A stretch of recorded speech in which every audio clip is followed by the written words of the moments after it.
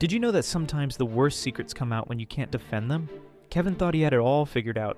A wife at home, a pregnant girlfriend on the side, and an ex-fiancée he was sleeping with again. Then came the car crash.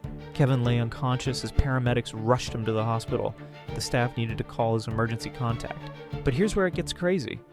They found 3 different forms, 3 different women listed as his primary contact, so they called all 3. Maria, his wife of 8 years, arrived first. Then Sophia, 6 months pregnant with his baby. Finally, Rebecca, his ex-fiancée, who'd been secretly paying his mortgage. Each woman thought she was the only one. The explosion happened in the ICU waiting room. Maria saw Sophia's belly and knew. Rebecca screamed about the money she'd wasted. Sophia realized she was just the side piece. Kevin's entire triple life crumbled while he slept peacefully, unable to lie his way out of anything. Sometimes karma works in mysterious ways.